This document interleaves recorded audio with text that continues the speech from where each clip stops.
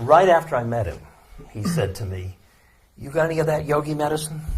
I said, "What yogi medicine?" I thought he meant vitamins. I said, "I've got some, but they won't help a man like you, you know."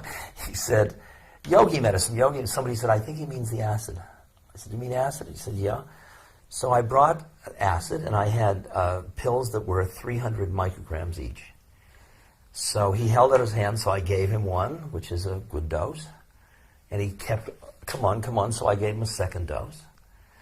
Come on, he gave him a third. Now, 900 micrograms for a new person, I mean, he was heavyweight, but that's still a good size, and it was really good acid. So he goes like this, see? And he throws it into his mouth, and I always think, this is going to be pretty interesting, you know, and nothing happens at all, nothing. So I go back to the States, and I tell everybody, this guy took 900 micrograms and nothing happened. Because, I mean, this is our medicine. I'm impressed, you know.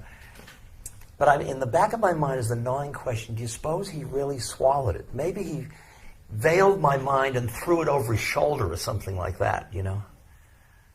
But I don't know. So I come back to India 2 years later, and I find him after about 6 months, and he says to me, first time I come up to him, he says, "Did you give me some medicine last time you were in India?"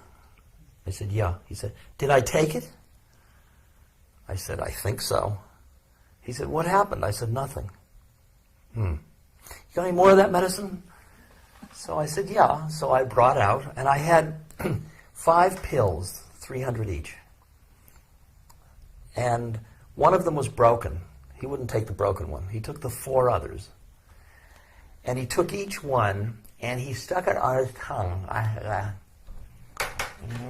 And he made absolutely sure that I saw that he took it all in. Then he said, "Can I have water?" And I said, "Yeah, pani. Garam to hot or cold?" I said, "Doesn't matter." So he called for water, and he drank some water.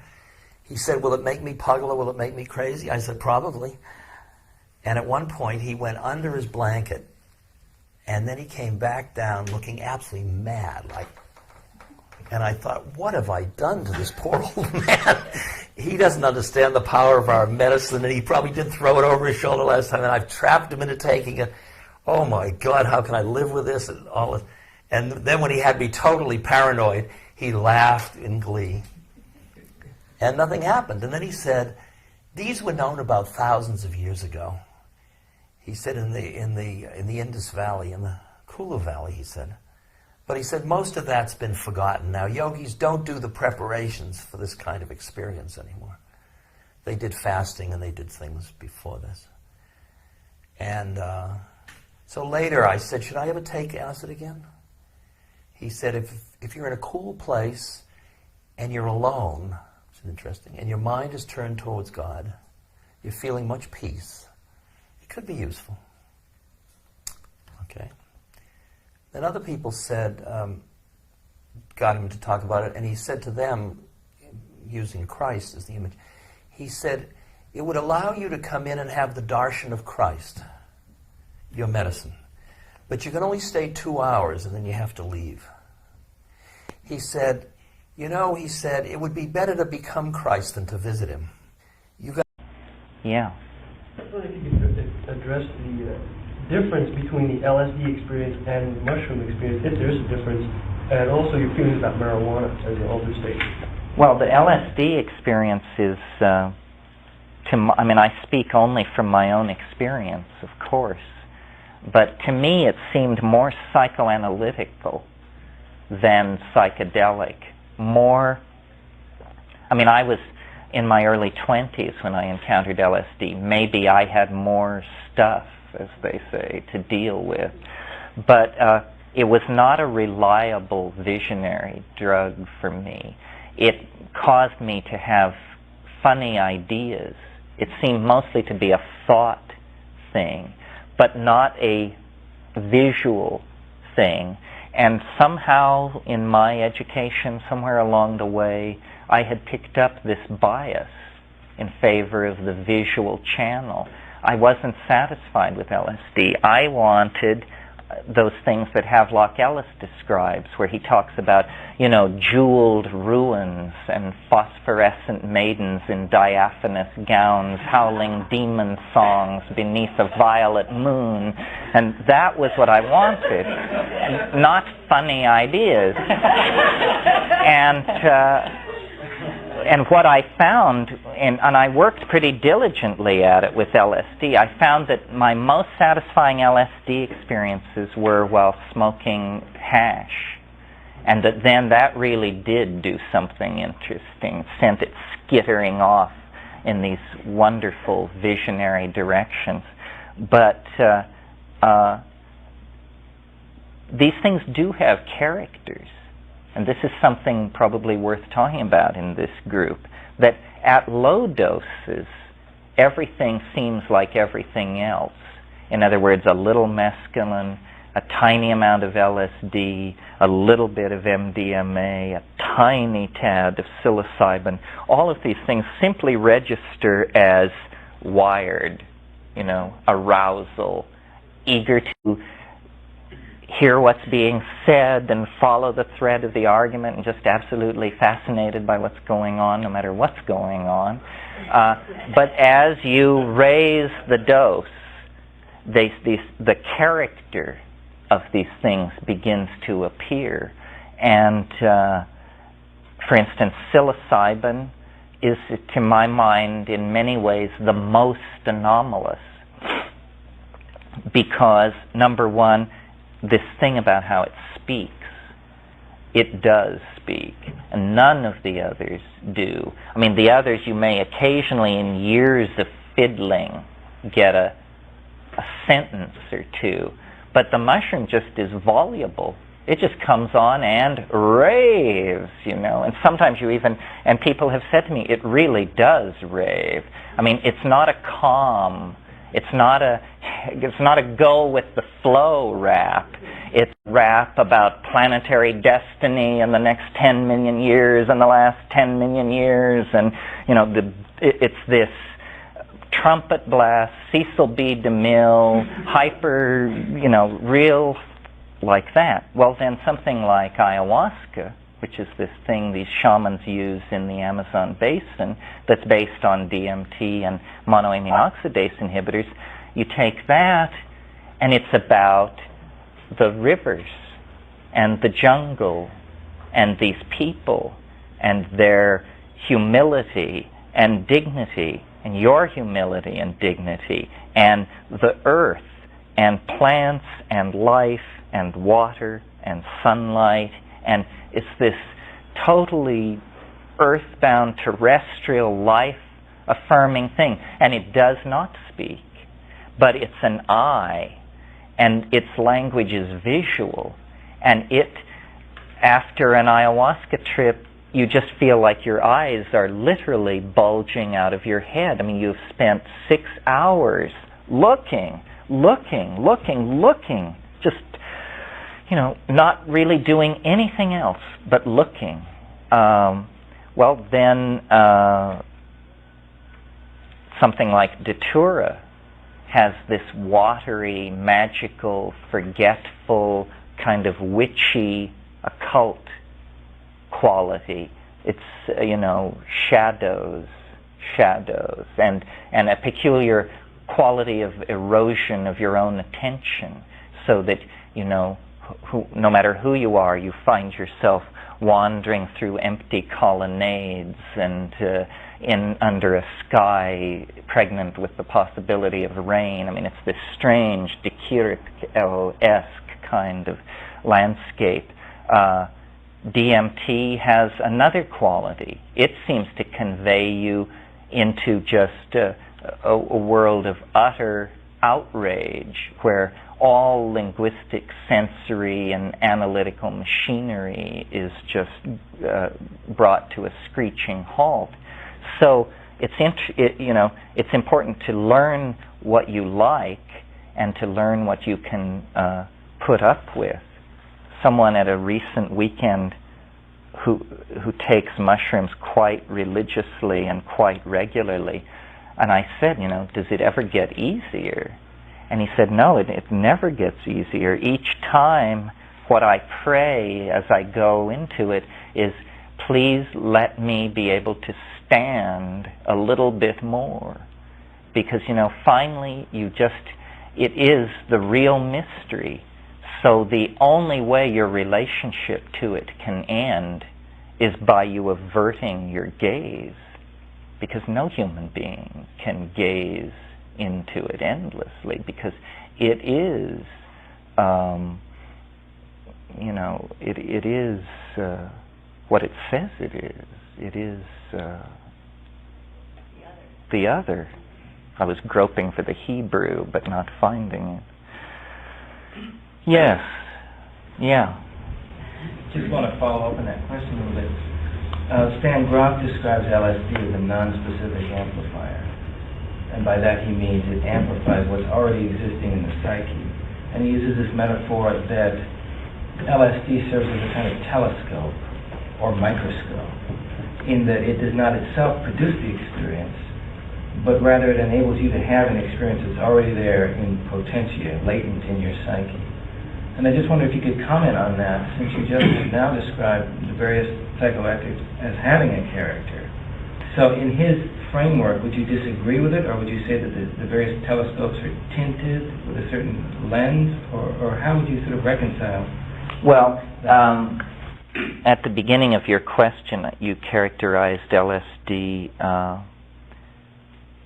It's that it is a non-specific amplifier, but of the contents of the personal unconscious and the sensorium.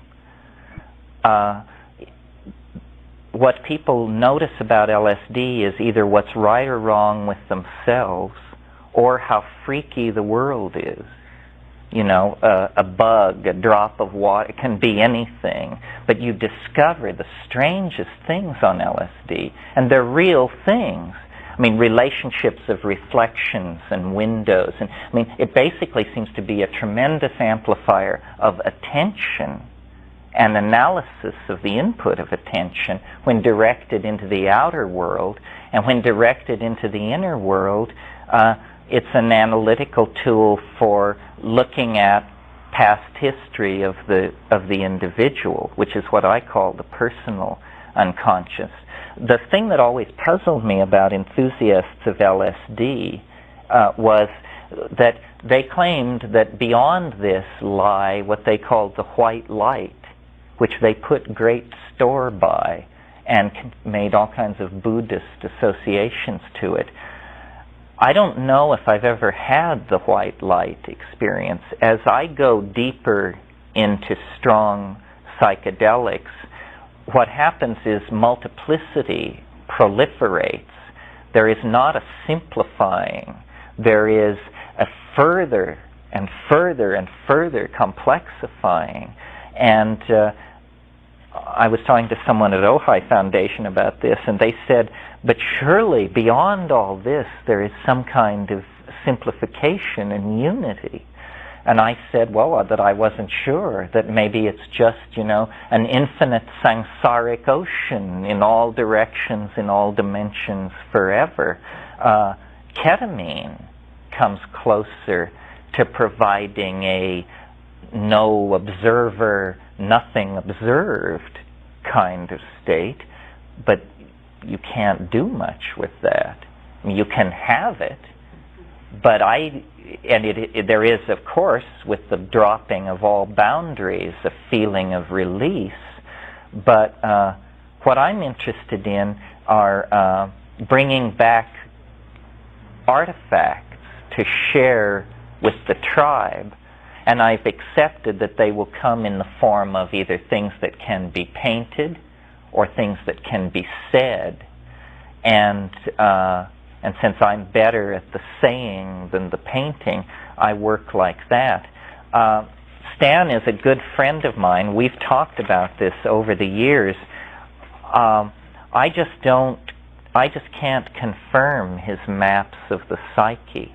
I don't see those states occurring along a continuum the way that he says they do. I think it's much more chaotic. and that if his categories work to facilitate psychotherapy, then that's good because that's what he's interested in. In other words, I see his maps as very, very provisional and useless and useful for navigating, but I doubt that when we get the final maps, if we ever do, that they will bear terrifically much resemblance to that. And I think he would agree with that. I mean, we're not at loggerheads about this. Anybody who works with psychedelics, their ultimate position is that, hell, they don't know. The use of things that would lift us out of the egocentric situation could therefore be considered medical as healing for a social disorder. But again, I would say that they, used in that way, should be used as medicine in the sense that they don't become diet. Because in my experience, and of course in this matter everybody speaks for themselves, but say I consider just myself alone, I wouldn't feel very put out if, say, LSD were to vanish from the earth tomorrow. Because I have discovered that this is not the sort of thing you sort of take every so often, like you go to church, or if you do, but it's something that you can take several times in a gradually diminishing quantity, and then you've had it. Beyond that, it's up to you to integrate your vision with everyday life and with all the various kinds of knowledge. That's enough is enough. But there are other people who seem to think that the great thing to do is to start out with a little and then keep on going, making it bigger and bigger and bigger, as if they were looking for something that should lie at the end of the line. And then it becomes a diet. Now, that is indeed getting hooked on medicine. And doctors don't like to hook you on medicine, and very rightly, because the ideal of a good doctor is to get rid of you as a patient. He doesn't want chronic patients, poor people always hanging on to him, always rushing for help. He wants to set you back on your own feet. And that is an excellent principle. This is where the doctor really has something to say to the priest, because priests tend, by and large, to want to hook you. In other words, to keep you coming to church, so that you will pay your dues and the church will prosper. So the more people they can get hooked on religion, the merrier. Now, priests in this way ought to learn from the doctors and try and get rid of people by telling them their gospel or whatever it is they have to say and say, now you've had it, go away. Because, you see, if you do that, you will create a vacuum, and it will always be filled. Just as when the faster a doctor can get people out of his office, they go around and tell everybody, this man cured me, I didn't have to go back to him. So more people will be coming in. There are always plenty and plenty of people, never come to an end. So, in a way, the religious man ought to handle a huge turnover of people, coming through and going away, coming through and going away. Then he's really working. But he should not get them hooked on the medicine. Indeed, there is a famous Latin phrase, crux medicina mundi, the cross, the medicine of the world. But people get hung up, you see, on the cross. And Jesus didn't, you remember. According to the Christian mythology, Jesus came alive again afterwards. He didn't get hung up, only for a while. And so in the same way, if Christians really believed in the inner meaning of their doctrine, they wouldn't get hung up on the cross either, except temporarily. I am crucified with Christ, nevertheless I live. So also, when it comes to the use of any technique whatsoever, whether it's yoga or LSD or what have you, for spiritual awakening, there applies to it the Buddha's symbol of the raft. The Buddha likened his method, his dharma, or doctrine or method, to a raft. It's also called a yana, or vehicle, hence the Mahayana, the big vehicle, the Hinayana, the little vehicle. And it takes you across the river, of which this shore is birth and death, and the other shore liberation, nirvana.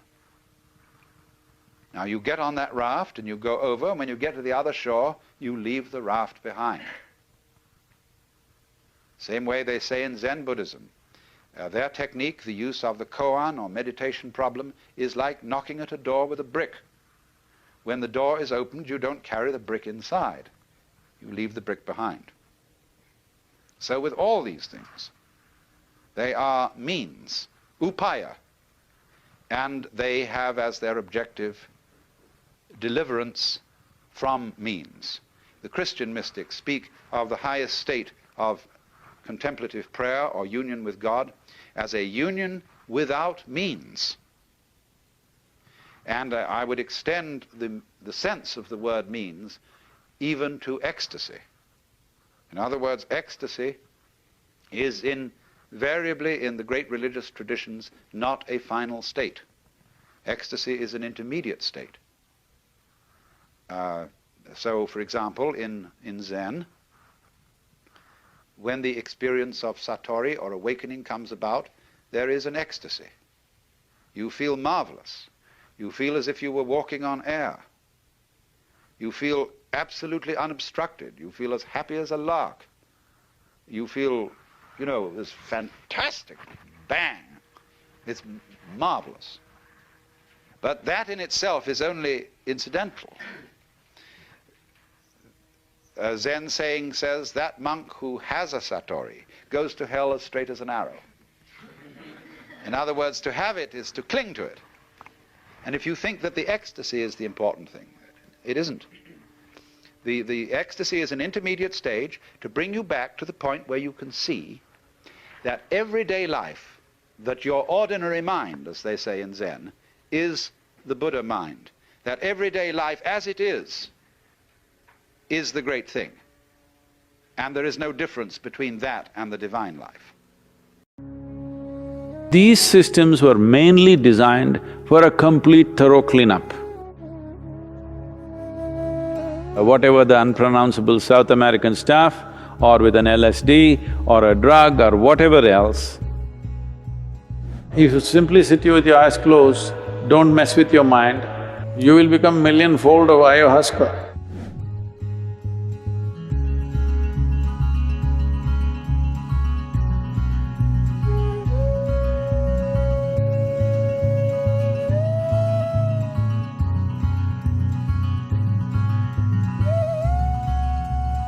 Now, you need to understand what the tribal societies did had a multi-purpose intention. When it's not just in South America, there are such things in India also, which are of maybe not of the same species of plants but are of different nature, that a full cleanup happens. This was very essential for people who lived in forests, because if you live in nature, suppose you go out and live in a jungle, the number of parasites which live in your body will multiply, the variety and the number will multiply manifold. Recently there is a study which has been published which says there is a particular kind of parasite which is mainly present in the cat's excrement. If you played around with the cats and cat's excrement was around you, it is very much possible that this parasite is within you. This is not the only one. If you really put this under the scanner, there are many parasites, many of them. So once you live in nature, exposed to natural elements, the number of parasites which will reside in the body will greatly be enhanced. Some parasites could be dangerous to life, some parasites could cause damage to the system, but most others don't. They subsist on you and they also contribute something. So the body doesn't fight them too much and it goes on, the affair goes on without you knowing about it. That's okay. But over a period of time, as their numbers increase, they have to be cleaned up. So these systems were mainly designed for a complete thorough cleanup. In India, we have various methods where not always with hallucinogenic substances, but there are also concoctions with hallucinogenic things where it's complete purging, because in India we don't believe in bringing it back, we want to pump it down. So there are systems with which if you drink water after 2 hours, just pure water will come out. To that extent, your entire alimentary canal is just cleaned up thoroughly. This is something that was regularly done to all of us when we were growing up. Once a month, everybody has to go through total purging. Without that, they never believed there is going to be health, because this was one way of handling any kind of parasite that may grow. Not all parasites are in the form of worms or tapeworms or roundworms or whatever. There are parasites that you cannot see, they're micro in nature, you cannot see them but they exist. But to clean them up, and the maximum number of parasites normally reside in your digestive tract. And the blood parasites and the cellular parasites are there, but there is a way to impact them. These are all relatives. The parasites need an ecosystem of their own. If you completely remove the parasite presence in your digestive tract, the other parasites generally cannot subsist, except a few. Others cannot subsist because they need an ecosystem of their own kind. So to destroy that ecosystem periodically was a part of the tribal life, otherwise people would slowly get sick or dull and die early. All these things used to happen. Along with that, there is also a cleansing of emotional and psychological backlog that is building up within the human being. But once you use outside chemicals or substances to do these things, in some way you will get addicted to it, or in some way you will become limited to that process. But if anybody believes they will attain to consciousness by purging their digestive tract, they need a different kind of treatment, okay? Yes, it definitely cleanses the system, it makes certain things possible. People used hallucinogenic ways of accessing certain dimensions which are largely occult in nature. This is the reason why both in North America and South America, that occult evolved in a big way, because they used other kinds of aids to make themselves available to certain possibilities. I want you to understand, just finding a little space in the chaos of your intellect, either with whatever the unpronounceable South American stuff, or with an LSD or a drug or whatever else, is only a temporary excess. And most of the time, this may leave you completely debilitated, because one excess of a heightened experience and after that back on the ground, you will be broken. This is just like you were earning, let's say $10 million a year, and you were used to spending $10 million a year. Suddenly, next year you got only $1 million. You will be broken because you have $1 million. Whole lot of people, it's their dream to have that $1 million. So, if you rise without earning it, by breaking the mind with chemicals, somehow you rose to some experience and then you came down, then you will see you will be far more miserable than ever before. I told them in India, people were complaining, Sadghuru, you're doing Bhava Spandanas only in America, you're not doing in India, you must do at least one in India.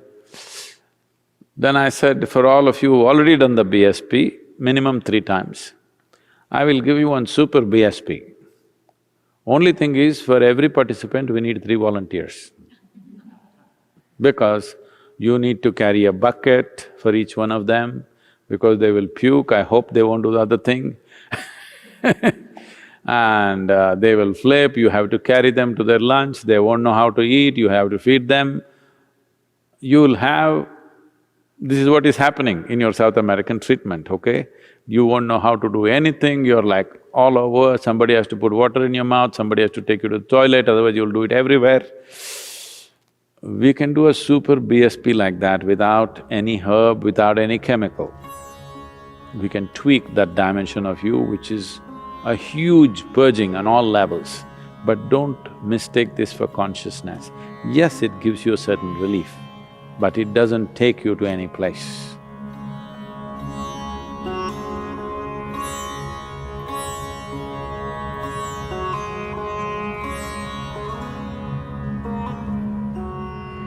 First of all, it's not a shortcut, it's a very long, drawn-out process of endless puking and getting your intestines out, literally.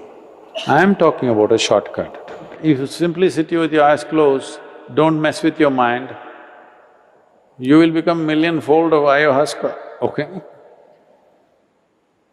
You should just learn how not to mess with your mind, that's all. So, somebody wants to put a chemical and beat your mind down totally and give you some experience. See, please understand, you're walking on the street, if you take a stick and hit you on the head, that also will give you experiences, do you know? No, I'm not saying just of pain. People go through various levels of hallucinations when they're unconscious. Some people have pleasant experiences, some people have very unpleasant experiences. The same happens with this South American treatment also. Some people have such a bad experience that they never again want to go there, some people like it.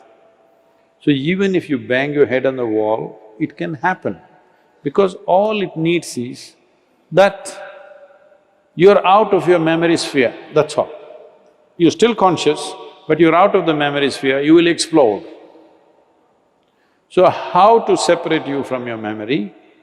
Shall we do it with chemicals or shall we do it with awareness is the only choice we have. Either we can do it with devotion or intensity of emotion or energy or awareness, we can do this. Now, chemicals if we use also, people have used LSD and felt fantastic, okay, they vouch by that. You are a bit too late. I come from a time when everybody around me was on it, all right? But I was on something else, which all of them wanted. Because they knew they go up and they go down, I'm always like this. So, the question is just this, what needs to happen from inside if you pull it out from outside? Do you believe there will be no consequences? Hello? See, we can do one thing, you eat food, it'll take time to digest this. So we pull out your stomach bag and do chuk chuk chuk chuk chuk. Digestion will happen quickly and put it back. It's a good trick. But you think it'll not have any consequence? This is all you're trying to do. So you can… see, people are always trying to weave a philosophy around those things about which they're compulsive. You want to promote your compulsiveness as consciousness. That's the whole problem. Everybody has a philosophy. You ask a drunkard and see why he is drinking, he has a very profound philosophy as to why he is a drunkard. Yes or no? Even ask a thief why he's a thief, he has his own philosophy as to why he's a thief. Everybody, when they want to do their nonsense, they have a philosophy. There is a difference between philosophy, there is a difference between physical dimensions of life. Chemistry is just a physical dimension in a certain way, and there is a big difference between all those things and becoming awakened. It's a completely different thing.